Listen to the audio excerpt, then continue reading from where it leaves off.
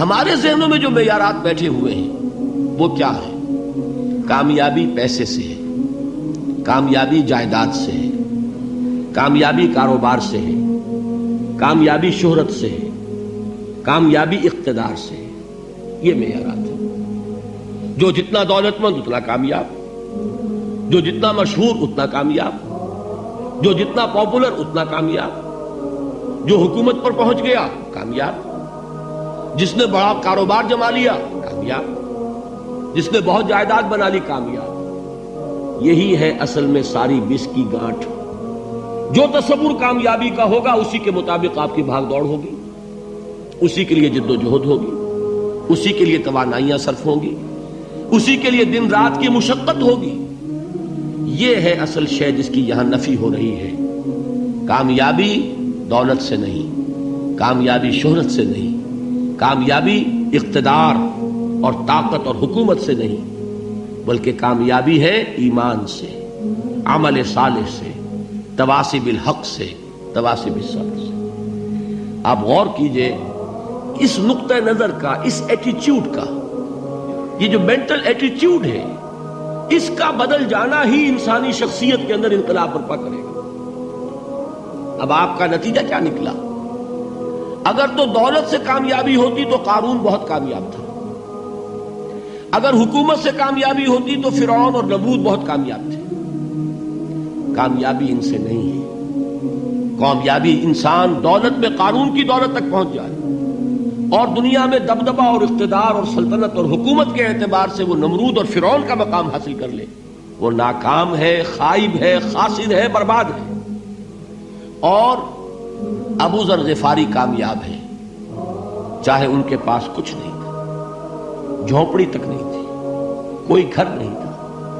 حضور نے فرمایا ہے اللہ کے کچھ بندے ایسے ہوتے ہیں جو کسی محفل میں جانا چاہیں تو انہیں اجازت نہ ملے، جو کہیں اگر رشتہ کرنا چاہے کوئی ان سے رشتہ کرنے کو تیار نہ ہو، کہیں کوئی سفارش کرنا چاہے تو ان کی کوئی بات ہی نہ سنے. لیکن اللہ کے ہاں ان کا وہ مقام ہے کہ اگر بھولے سے بھی کسی بات پر قسم کھا بیٹھتے ہیں تو اللہ ان کے قسم کی لاج رکھتا ہے. یہ ہے فرق. یہ جان لیجیے اچھی طرح. اس بات کا مان لینا آسان، اس پر سبحان اللہ کہنا آسان، لیکن اس کے مطابق آپ کے اپنے ذہن کا بدل جانا بہت مشکل. اس لیے کہ ہم متاثر ہوتے ہیں اپنے ماحول سے. وہ بڑا محل ہے، دیکھ کر ایک دفعہ جھجری آتی ہے، وہ بڑی سی 20 فٹ لمبی کار سناٹے کے ساتھ آپ کے پاس سے گزر گئی. ایک دفعہ اعصاب کے اندر ارتعاش ہوتا ہے، محسوس ہوتا ہے بڑے یہ نصیبے والے لوگ ہیں، بڑے خوش نصیب، بڑے کامیاب. حالانکہ کچھ معلوم نہیں کہ یہی سب سے بڑی بد نصیبی ہو سکتا ہے کہ یہی سب سے بڑی ناکامی ہو. اگر ذہنوں میں یہ بات بیٹھ جائے کامیابی کس شے سے. یہی وجہ دیکھیے قرآن مجید میں بارہا آپ دیکھیں اولئک هم المفلحون، یہ ہے لوگ کامیاب ہونے والے. آج یہ آپ نے نماز میں وہ آیات سنی، یا ایھا الذین آمنوا ارکعوا واسجدوا واعبدوا ربکم وافعلوا الخیر لعلکم تفلحون. اے ایمان والو، رکوع کرو، سجدہ کرو، اپنے رب کی پرستش اور بندگی کرو اور اچھے کام کرو تاکہ تم کامیاب ہو جاؤ. تو کامیابی کن چیزوں سے ہے؟ یہ ہے سب سے بڑا سبق. یہ ہمارے دل میں اگر بات بیٹھ جائے، ٹھک جائے، تو زندگی بدل جائے گی.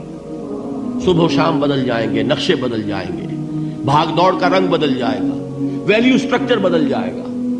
آج وہ ایک چیز نہایت اہم نظر آ رہی ہے، کل نہایت غیر اہم نظر آئے گی. جیسے کہ حضور کی حدیث ہے مالی ولی الدنیا، مجھے تمہاری اس دنیا سے کیا سروکار ہے.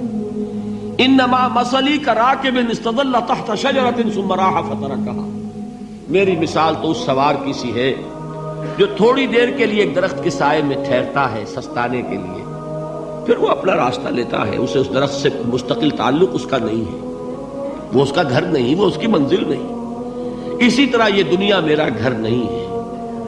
اب دیکھیے ہم کہتے ہیں انا للہ و انا الیہ راجعون، ہم تو مسافر ہیں، ہم اللہ کے پاس سے آئے، اللہ کی طرف ہمیں لوٹ جانا ہے. کن فی الدنیا کانک غریب و عابر سبیل، حضور فرماتے ہیں دنیا میں ایسے رہو جیسے کہ تم اجنبی ہو یا راہ چلتے مسافر ہو. لیکن یہ طرز عمل کب ہوگا؟ جبکہ یہ آیت ہمارے ذہنوں کے اندر بیٹھ گئی ہو. والعصر ان الانسان لفی خسر الا الذین آمنوا وعملوا الصالحات وتواصوا بالحق وتواصوا بالصبر. یہ ہے اصل بات جو میں نے عرض کیا تھا کہ میں بتاؤں گا صحابہ کیوں ایک دوسرے کو یاد دلاتے تھے. اس لیے کہ دیکھیے جیسے برف باری اگر ہو رہی ہو، آپ باہر نکلیں گے تو برف آپ کے کپڑوں پر جم جاتی ہے نا، تو آپ جھٹکتے ہیں کپڑوں کو تاکہ برف ہٹ جائے.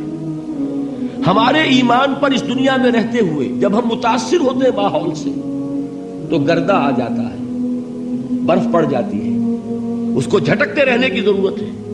اور وہ جھٹکنے کی بہترین اور مؤثر ترین شکل یہی ہے کہ یاد رکھو کامیابی ان چیزوں سے نہیں ہے. چمک دمک جو ہے دنیا کی، یہ ساری چمک دمک جو تمہیں رجھا رہی ہے، جو تمہیں اپنے اندر گم کیے ہوئے، یہ لفظ گم پر اقبال کا وہ شعر یاد آ گیا کہ کافر کی یہ پہچان کے آفاق میں گم ہے، اور مومن کی یہ پہچان کے گم اس میں ہے آفاق. تم گم نہ ہو کر رہ جاؤ، اس میں مبہوت نہ ہو کر رہ جاؤ، مرعوب نہ ہو کر رہ جاؤ. دنیا ہی کی محبت تمہارے اوپر ڈیرے نہ ڈال دے، تمہارے دلوں کے اوپر مسلط نہ ہو جائے. لہذا تازہ کرتے رہا کرو والعصر ان الانسان لفی خسر الا الذین آمنوا وعملوا الصالحات وتواصوا بالحق وتواصوا بالصبر. پھر یاد کر لو، پھر تازہ کر لو اپنے اس یقین کو کہ کامیابی دولت سے نہیں، کامیابی ثروت سے نہیں، کامیابی اقتدار سے نہیں، کامیابی شہرت سے نہیں، کامیابی جائیداد سے نہیں، کامیابی ہے ایمان سے، کامیابی ہے عمل صالح سے، کامیابی ہے تواصی بالحق سے، کامیابی ہے تواصی بالصبر سے. یہ چار چیزیں ہیں کہ جو کامیابی کے لوازم